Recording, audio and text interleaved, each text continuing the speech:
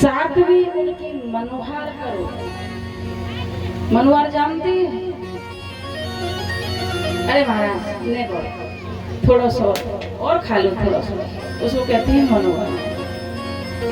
आठवां जाते समय उनके चरण छुओ। नौवां देहली से पार करो और देहली के जब पार हो जाए तो 4 कदम उनके साथ चलो। ये होता है दशांग भोजन।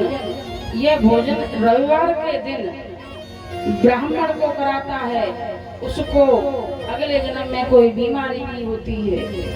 जो कन्या को कराता है उसको धन धान्य की पूर्ति होती है।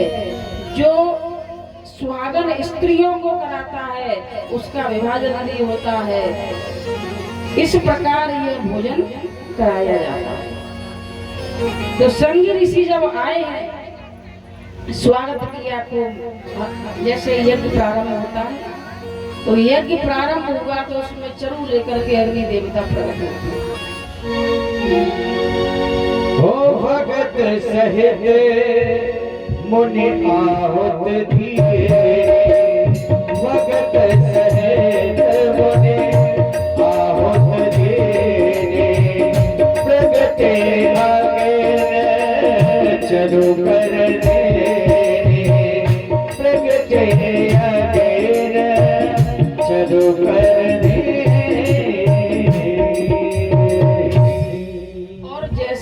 चरु लेकर के अग्नि देवता प्रकट हुए तो उसमें से महाराज दशरथ ने 3 रानियों को दिया, लेकिन बड़ी बड़ी रानियों ने अपने अपने हिस्से का आधा चरु उनको, जो छोटी वाली रानी है सुमित्रा, अपने अपने अधिकार का निकाल के दिया।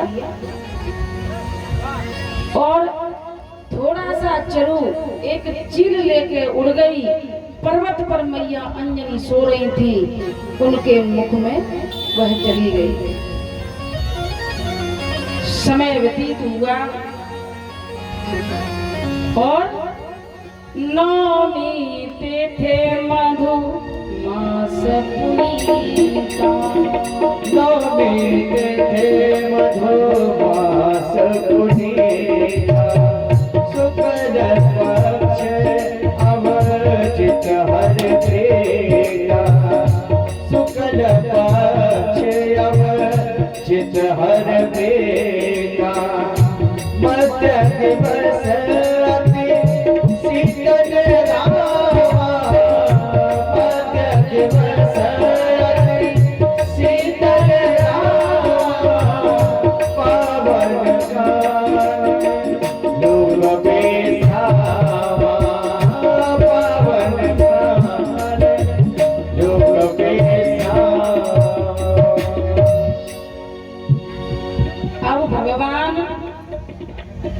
चतुर्भुजी रूप में प्रकट होंगे।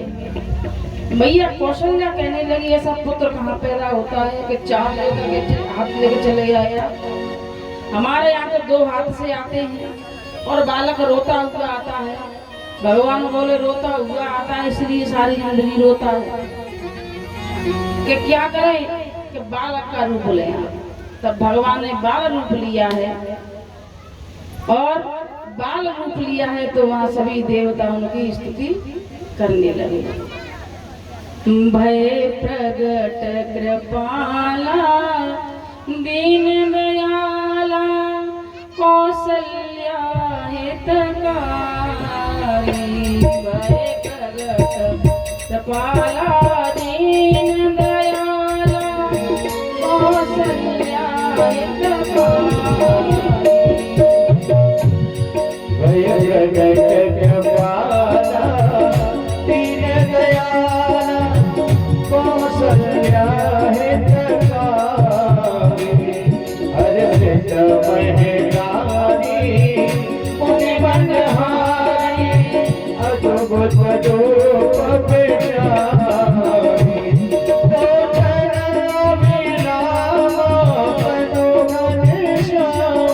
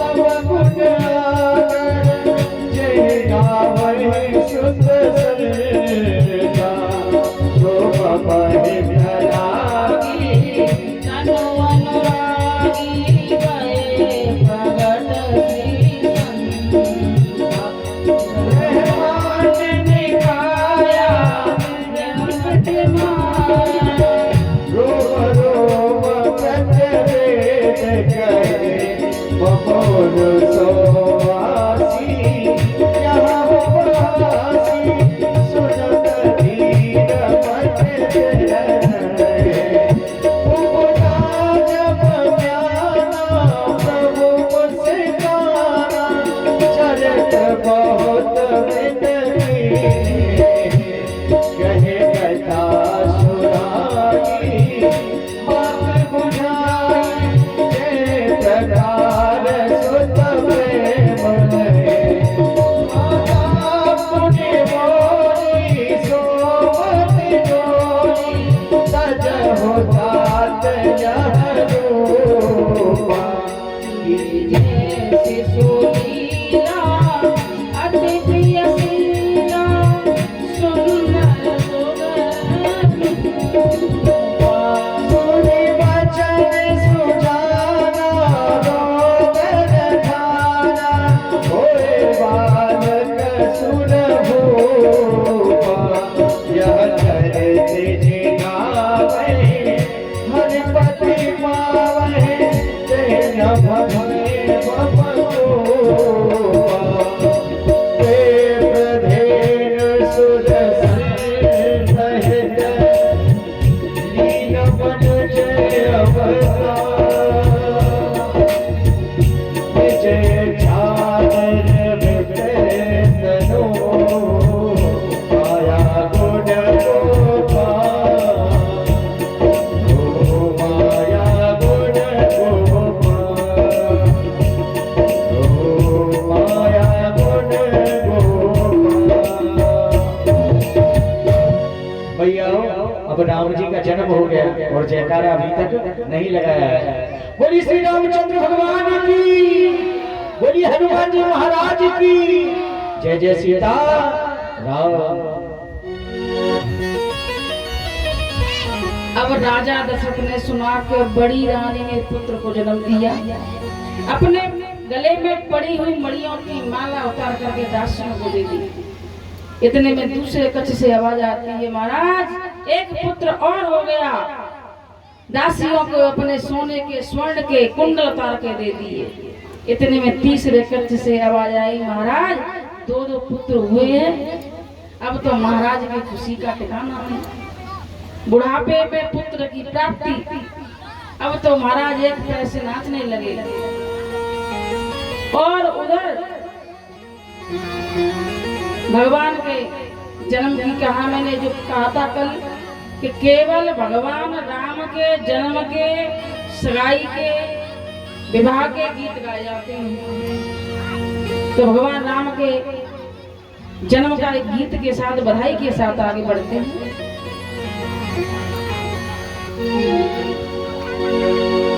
राम जी के जन्म की किन को खुशी हुई है? राम जी का जन्म हुआ है, किसी को खुशी नहीं हुई है? जिनको खुशी हुई है वो उठाएंगे दोनों हाथ, और ऐसे ही हाथ नहीं उठाए क्योंकि राम जी का जन्मदिन हुआ है। ना चाहिए क्योंकि अपने अपने बालकों के हैप्पी बर्थडे में बड़ा नृत्य करते हैं ना।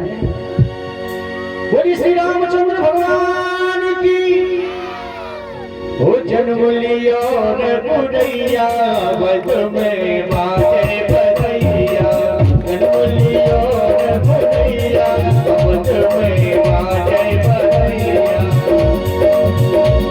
हो बाजे बधैया बाजे बधैया बाजे बधैया बाजे बधैया। जन्मे है तारो भैया बज में बाजे बधैया, जन्मे है तारो भैया बज में बाजे बधैया।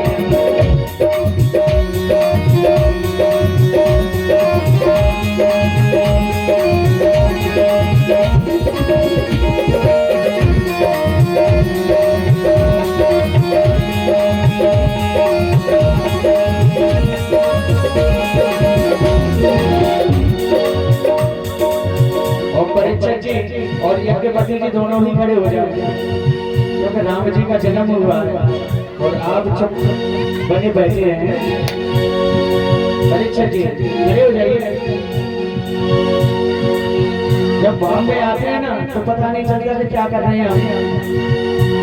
ओ चरमोलियो चारो भैया बाजे बधैया, चरमोलियो चारो भैया बाजे बधैया,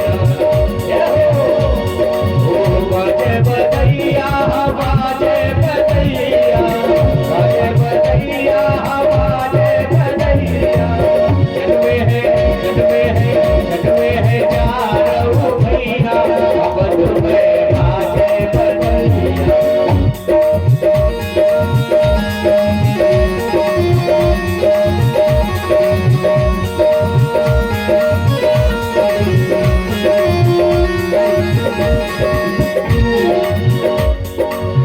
के पति जी अगर परेशान हो गए तो उनके घर वाले खड़े हो जाए, क्योंकि राम जी की बधाई है ना।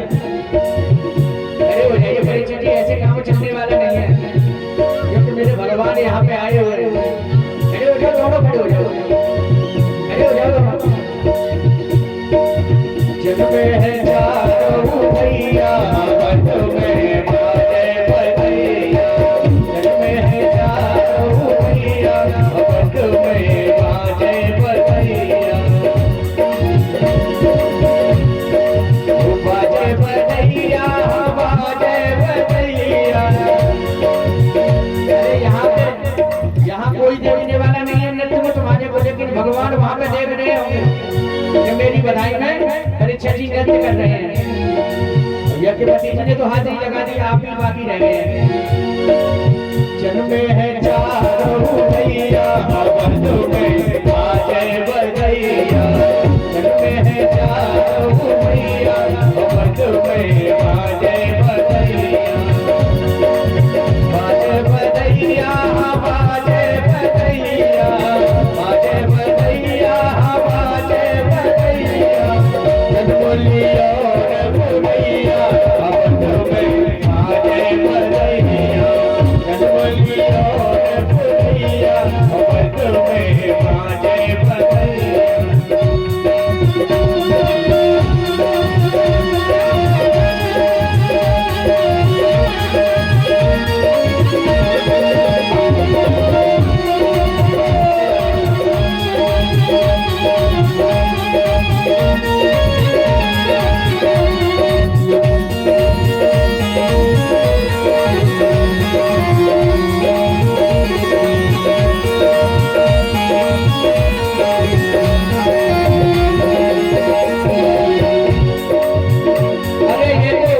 ये तो नृत्य करके हाथी लगाने हैं, लेकिन आप तो ऊपर खड़े हैं, हाथ कर लो और बड़ी बड़ी तालियों के साथ बड़े भाव से।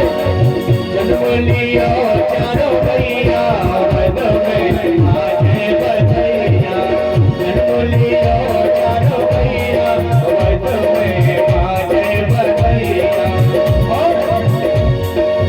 चार पुत्र भय राजा दशरथ के, चार पुत्र भय राजा दशरथ के, राजा दशरथ के, हाँ राजा दशरथ के, राजा दशरथ के, हाँ राजा दशरथ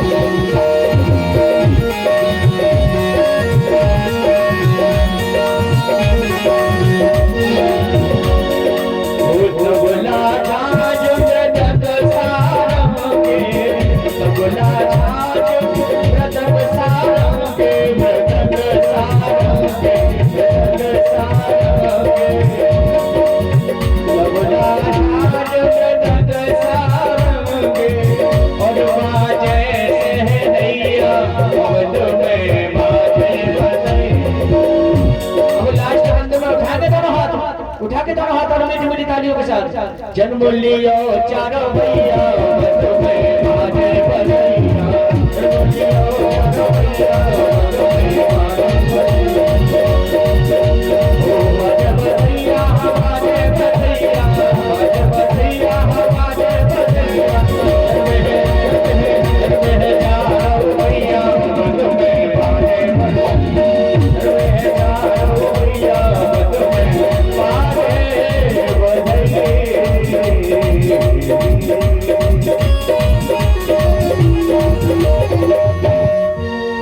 रामचंद्र भगवान की आज के आनंद की जय जय सीता।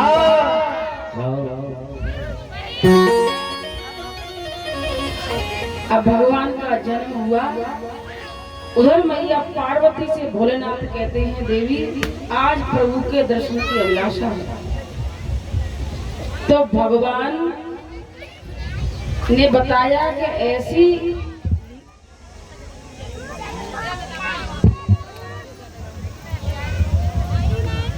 अब भोलेनाथ कहते हैं कि दर्शन करने कैसे जाऊंगा।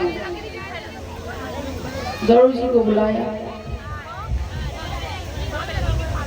गरुड़ जी ने कहा काकभुसुंडी को साथ में लेकर के जाओ, कौओं के राजा हैं।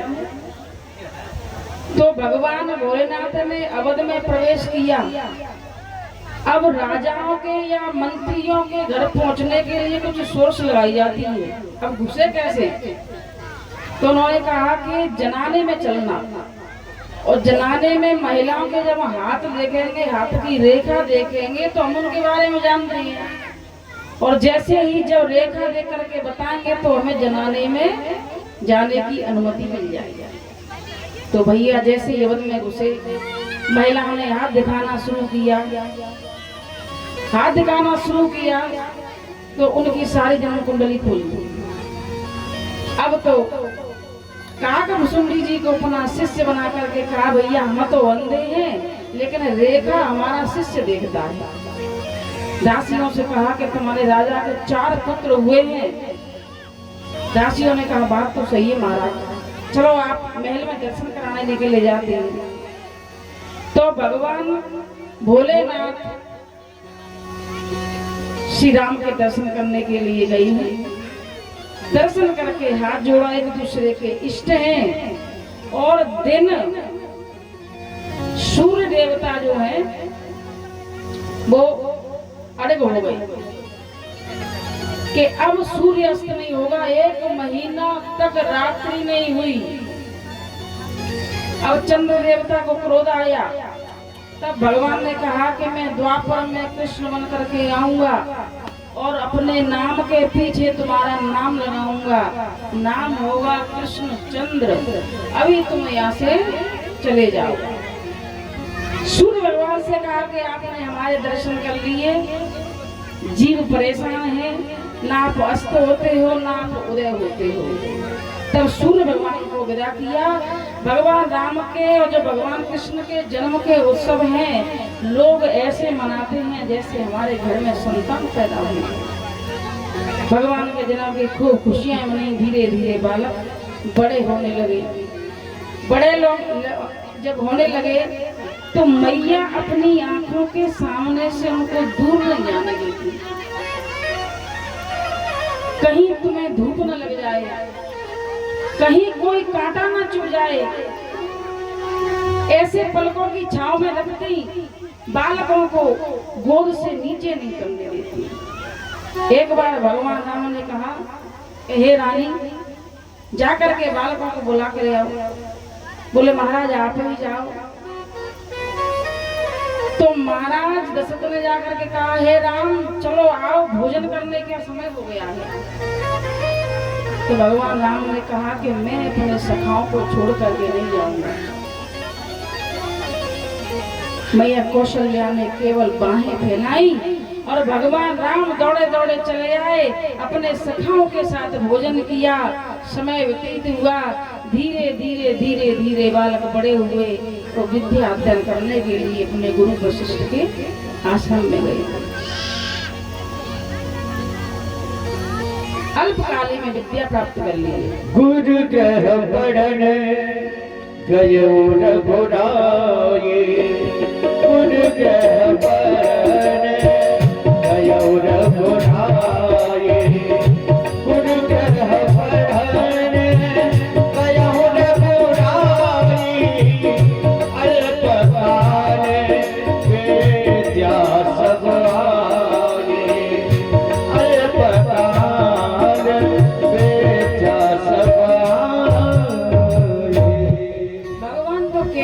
दिखाने के लिए गए थे, वो तो विद्यावान जन्म से ही थे। विद्या प्राप्त करके लौटे। एक दिन चारों भाइयों में खेल प्रारंभ हुआ। भरत जी से कहा, है भरत तुम हमारी दूसरी पारी में हो जाओ।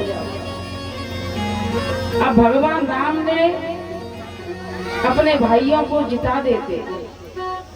भरत ने कहा, भैया पारी चाहे कौन सी भी हो, लेकिन आप मेरे नेत्रों के सामने रहे, मैं आपके दर्शन करता रहूं, बस इतनी कृपा करना।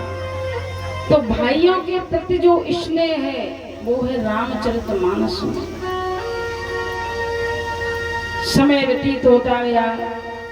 एक दिन विश्वामित्र ऋषि आते हैं। जैसे ही विश्वामित्र ऋषि आए, राजा दशरथ ने उनका बहुत स्वागत किया। आओ भरत की, आइए बैठिए महाराज, आपका बहुत बहुत स्वागत है। भरत और शत्रुघ्न को पहले बुलाया, चरण वंदन किया। जैसे ही राम पर दृष्टि गई है, विश्वामित्र जी उनके नेत्र सजल हो गए। आज प्रभु के दर्शन पा लिए। उनके नेत्र भगवान की मूर्त से हट ही नहीं रहे हैं। कहा कि स्वामी आप इतने गंभीरता से क्यों देख रहे हैं राम को? बोले मेरे आश्रम में ताड़का के पुत्र हैं सुबाहु और मारीच, उन्होंने बहुत आतंक मचा दिया है। कृपा करके मैं आपके दोनों पुत्रों को लेने आया हूं। यदि ये कृपा मुझ पर हो जाए तो मेरे आश्रम पे जो असुरों ने अत्याचार कर दिया, यज्ञ करने नहीं देते हैं, हवन करने नहीं देते हैं, भगवान का नाम जब भी लेने के लिए बैठते हैं वो कोई ना कोई विघ्न फैला देते हैं। तो दशरथ महाराज बोले कि महाराज मेरा धनकोष ले लो, घोड़े हाथी ले लो, सब कुछ देने के लिए तैयार हूँ, लेकिन राम को नहीं। राम देता नहीं बनत गोसाई, मैं राम को नहीं दे सकता, आप चाहे कुछ भी मांग लो। दोनों पुत्र, ये दोनों पुत्र है ना, इनकी जो जोड़ी है ऐसी जोड़ी है कि इस जोड़ी अलग नहीं होती है महाराज। चारों भैया का जो प्रेम है, उस प्रेम के आगे मैं तो देखता रहता हूँ कि चारों भाइयों में ऐसे ही प्रेम बना रहे हैं। चारों पुत्र प्राण की नाई, चारों पुत्र प्राण की नाई, चारों पुत्र प्राण की नाई,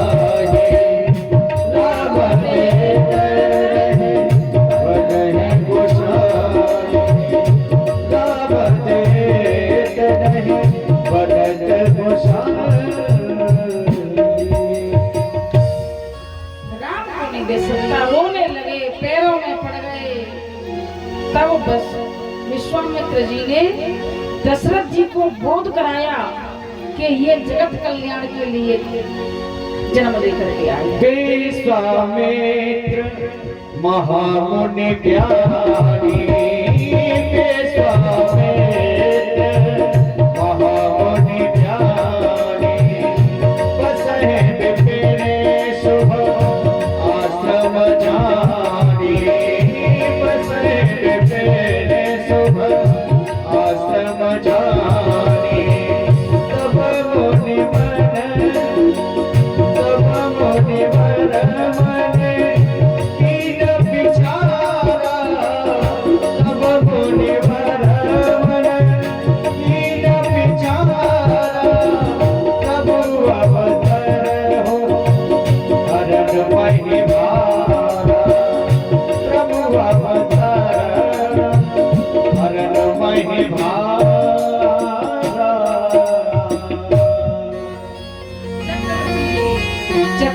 जी ने अपने दोनों पुत्रों को विश्वामित्र जी के साथ कर दिया। विश्वामित्र जी बोले, हे राम, दो मार्ग हैं जाने के। एक मार्ग है दंडक वन से, जिसमें ताड़का नाम की राक्षसी रहती है। एक मार्ग है जिसमें हमें सुबह से संध्या तक पहुंचेंगे। बताओ किस मार्ग से जाना चाहते हैं आप? बोले महाराज, उस मार्ग से जाएगी जिस मार्ग में ताड़का है। बोले वो तो सबको खा जाती है। भगवान राम बोले तभी तो जा रही है, हमें वहीं से लेके चलिए। तो ताड़का ने जैसे ही देखा कि विश्वामित्र ऋषि दो बालकों को लेकर के आए, चौपाई ने तो कथा काफी लेकर के आ रहे हैं, तो जैसे ही भगवान ने एक बाण मारा, ताड़का का राम नाम सत्य कर दिया। क्योंकि यही वह ताड़का है जिसने एक बार राजा दशरथ से वरदान मांगा। महाराज दशरथ जब अपने राज्य की रक्षा के लिए भ्रमण कर रहे थे तो प्यास से व्याकुल होकर के गिर पड़े। ताड़का ने सोचा, बड़े विद्वान राजा हैं, धर्मात्मा राजा हैं, तो मर गए तो अच्छा नहीं होगा। उसने उनको जल पिला करके मूर्छा से बाहर निकाला। तब उन्होंने कहा कि हे ताड़का, राक्षसी होकर के तूने मेरा प्राण जो बचाए हैं, मांग क्या वरदान मांगती है? बोली महाराज, 14 वर्ष तक अयोध्या पे राज करना चाहते हैं। बोले वरदान दिया। जब भगवान राम ने ताड़का को मारा, उसकी हड्डियों के चरण पादुका बनवाए। उन्हीं चरण पादुका को पहन करके वो आगे बढ़े। वही चरण पादुका भरत जी अयोध्या से ले गए और वही चरण पादुका आकर के 14 वर्ष तक उस गद्दी पर विराजमान हुई है। ताली तो बजा दे करो भाई, क्या कथा अच्छी नहीं लग रही है? कुछ समझ में आ रही होगी, कुछ समझ में नहीं आ रही, वो कहानी है। तो इस प्रकार भगवान राम ने ताड़का को मारकर आगे बढ़े हैं। सुबह हुआ, प्रभात में यज्ञ प्रारंभ होता है और उसके पुत्र मरीच और सुबाहु जैसे ही आते हैं तो भगवान ने एक फरका तीर चलाया है। उस फरके तीर से मारीच को भेज दिया कि तू तो अभी लीला में काम आएगा, इसलिए मैं तुझे मार नहीं सकता। सुबाहु को मृत्यु लोक पहुंचा दिया और उनके यज्ञ सफल करवाया। यज्ञ सफल करवाने के बाद में वहां निमंत्रण आता है जनकपुर से। तो दोनों राजकुमारों से कहा कि तुम हमारे साथ चलोगे, ऐसे ऐसे यज्ञ रचा है, बताइए। बोले महाराज, पिताजी ने तो हमें सौंप दिया है, आप हमें ले चले। तो दोनों पुत्रों को लेकर के चले हैं। मार्ग में देखा सुनसान एक आश्रम पड़ा है। उस आश्रम पे चींटी नहीं है, चिड़िया की तो बात करते हैं। एक शिला से सिसकने की आवाज आती है। भगवान राम बोले, मुनिदेव ये बताइए सिसकने की आवाज किसकी है? उन्होंने कहा अहिल्या की आवाज है। गौतम नारी अहिल्या पत्थर की शिला बनकर के आपकी कई वर्षों से प्रतीक्षा कर रही है। आप अपने चरण इनसे स्पर्श कराइए जिससे इनका उद्धार हो। बोले मैं क्षत्रिय और ये ब्राह्मण, मैं पाप का भागी हो जाऊं। विश्वामित्र जी बोले, हे राम, इनका उद्धार ऐसे ही होना है। भगवान राम ने अपने चरण जैसे ही लगाए हैं, अहिल्या माँ एक स्त्री का रूप लेकर प्रकट हो गई। अश्रुधारा से भगवान राम के चरणों को धोया है। धो करके व्याकुल होकर के कहती हैं, प्रभु इतने वर्षों से मैं प्रतीक्षा कर रही थी, आप अब आए हैं। और गौतम ऋषि ले गए जैसे गबने से लिवाए के। कैसे? जैसे गोने से लिवा करके ले जाते हैं, वैसे ही गौतम ऋषि अहिल्या नारी को अपने साथ वैकुंठ धाम ले गए। उनका उद्धार करते हुए आगे बढ़े। गंगा जी में स्नान किया। क्यों किया? क्योंकि मैंने ब्राह्मण पत्नी को चरण से छुआ है। अपने पाप धोने के लिए गंगा में स्नान किया। स्नान करके वहाँ गंगा के बारे में विश्वामित्र जी ने बताया कि तुम्हारे ही पूर्वजों ने इस गंगा को प्रकट किया है। भागीरथ जी लेकर के आए।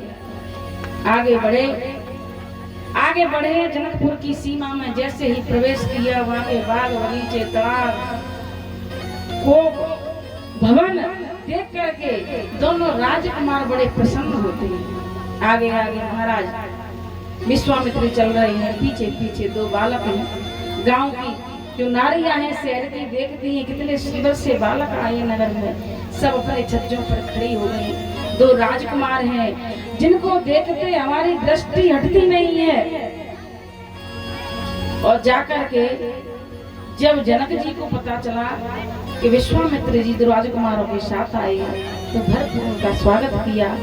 जानकी जी ने योग माया से कहा कि इनको मेरा महल कनक महल आप विश्राम के लिए दीजिए। राजा जनक की जहाँ अनेक राजा आए, लेकिन कनक महल केवल भगवान राम के लिए दिया। वहां यज्ञशाला देखने के लिए दोनों बालक निकले, क्योंकि जब कोई नेता आता है तो हर किसी के घर नहीं जाते। ऐसे ही राजकुमार राम जो है वो भक्तों को दर्शन देने के लिए नगर में जाना चाहते हैं, लेकिन जाऊं कैसे? गुरु की आज्ञा हो तो मेरे भक्त बैठे हैं, उनको दर्शन दो। गुरु के पैर दबा रहे हैं और कहा कि गुरुदेव, लक्ष्मण की लालसा है कि मैं नगर के लोग हैं उनको हम देख करके आए। कैसा नगर है? गुरु जी समझ गए कि नगर के लोग नहीं, ये नगर के लोगों को दर्शन देने के लिए जा रहे हैं। यही तो राम की पराकाष्ठा है। तो राम और लक्ष्मण नगर देखने के लिए गए हैं। उसमें से कुछ स्त्री कहती हैं, देखो जो आगे गोरो सो है ना, वो तो बड़ा मलूक सो है। पीछे जो सावलो है जे मुझे बड़ा दिखाई दे रहा है, और जो गोरा तो बहुत खोटा है। इतने में लक्ष्मण ने सुन लिया, और जैसे ही सुना उनका क्रोध सातवें आसमान पर। भगवान राम ने हाथ पकड़ा, शांत रहो, गुरुदेव के साथ आए हैं, मर्यादा से रहना पड़ेगा हम लोगों को। नगर भ्रमण किया, भक्तों को दर्शन दिया, प्रभात हुआ। गुरुदेव के लिए पुष्प चुनने के लिए वाटिका में जाते हैं। उधर माता जानकी अपनी सखियों के साथ पुष्प वाटिका में आती हैं। तो पुष्प वाटिका में जब आती हैं तो गौरी माँ का पूजन किया। इतने में एक सखी सरक गई बगिया में, और बगिया में देखा कि दो सुंदर राजकुमार हैं। और जैसे ही राजकुमार पे दृष्टि गई, भगवान राम पे दृष्टि गई, उसकी आंखों से आंसू की धारा, और मुख बंद हो गया, मुख से कोई शब्द नहीं। दौड़ी दौड़ी आई, हे जानकी, ये पूजा पाठ में करना, ऐसे सुंदर से राजकुमार दो बगिया में आए हैं, एक बार उनका दर्शन कर लो। तो माता जानकी उनके दर्शन करने के लिए बगिया में आती है, और बगिया में आकर के उनका जैसे ही दर्शन किया है, उनकी पलकें नहीं झपकती। एक दूसरे को दोनों देख रहे हैं। निमि महाराज पलकों से दूर हट गए, क्योंकि निमि महाराज का वास पलकों पर है। जनक के वंशज हैं। उन्होंने कहा कि पुत्री ने अपने वर्ग का वरण कर लिया है, अब मैं यहाँ से हट जाऊं। तो आंखों के द्वारा हृदय में बसाया भगवान को, और जो भगवान को हृदय में बसा ले सीता की तरह, तो आनंद ही आनंद। राम राम हम लोगों को कहना चाहिए। आते जाते उठते बैठते सोते खाते पीते राम को मत भूलो कभी। वही माता जानकी ने राम को देखा, लौट करके उस छवि को अपने हृदय में धारण किया है, और माता जानकी से विनय करी। माता जानकी से विनय करी है, माँ यदि मुझे वर मिले तो केवल राम ही मिले, और मुझे किसी वर की कोई आवश्यकता नहीं है। इसलिए मैं आपसे बार बार विनय करती हूँ। और उनकी उन्होंने स्तुति की है। स्तुति करके मैया खसी माल मूरत मुस्कानी, जैसे ही माला में से एक पुष्प निकल करके माता जानकी के गोदी में गिरा है, माता ने आशीर्वाद समझ करके वहां से चली है। जिस वक्त पूजन करने आई सबसे आगे थी, सखियां पीछे थी। जब पूजन करके गई है तो सबसे पीछे है, सखियां आगे हैं, क्योंकि उन्होंने भक्ति ने भगवान को प्राप्त कर लिया और पहुंची है अपने महल में। रात्रि काल में भगवान राम को नींद नहीं आती है, वहीं लक्ष्मण जी उनसे मजाक करते हैं, हंसी करते हैं। यज्ञशाला सजवाई गई, यज्ञ में अनेक भूत बुलाए गए, जिसमें रावण भी आया। सभी भूप एक एक करके जब उठाने लगे धनुष को, धनुष नहीं उठा, तब रावण उठाया। रावण ने राहु केतु से कह दिया कि सभी राजाओं को ग्रसित कर दो, कोई राजा धनुष नहीं उठा पावे। भगवान राम के पास गया, हृदय से हृदय की बात हुई और राम से कहा, हे राम तुम्हारे मस्तक पर है पिता मरण वनवास लिखा।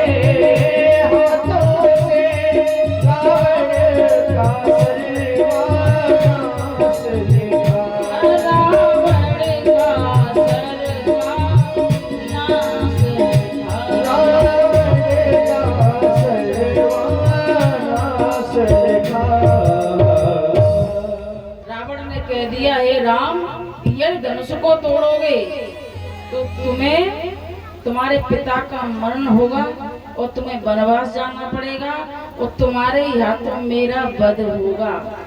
भगवान ने वह स्वीकार किया और उनके गुरुदेव ने कहा, उठो राव, भन जाओ भव चापा, खड़े हो जाओ और जाकर के जनक जी की वेदना को खत्म करो।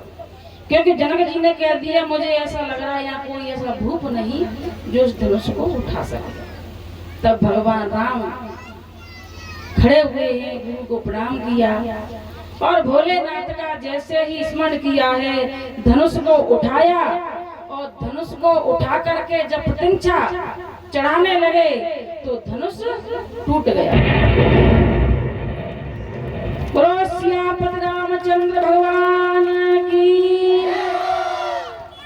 आज भगवान सियापति रामचंद्र हो गए। धनुष को जीर्ण होने के कारण टूट गया। भगवान राम ने वहीं रख करके प्रणाम किया। उस टंकार को परशुराम जी ने सुना, दौड़े दौड़े चले आए। लक्ष्मण जी से संवाद होता है, तब भगवान ने उनको बार बार समझाया और अपना दर्शन दिया। तब उन्हीं परशुराम ने फरसा दे करके, जो अपना फरसा है परशुराम जी का, भगवान को दिया और दे करके उनको चिर आयु होने का वरदान दिया।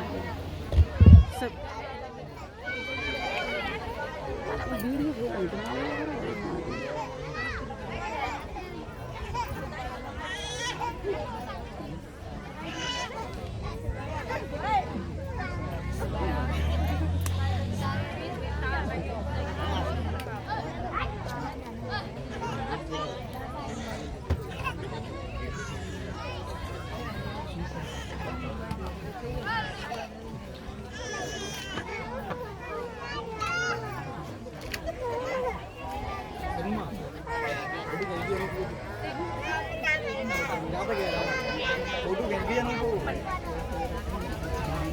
तो कह रहा है अनूप तो फोटो खींच ली है। हाँ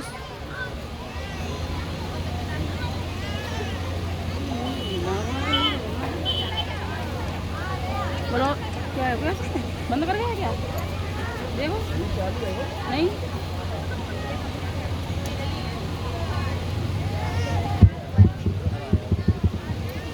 बोलो सियापत रामचंद्र भगवान की। तो भगवान राम ने जब धनुष तोड़ के रखा तो सारे जो भूप थे उनको क्रोध आने लगा। उन्होंने कहा कि सीता को उठा कर ले जाओ, हमसे बलशाली थोड़ा ही है। जब ये विवाद होने लगा तो सभी ऋषियों ने मिलकर के माता सीता को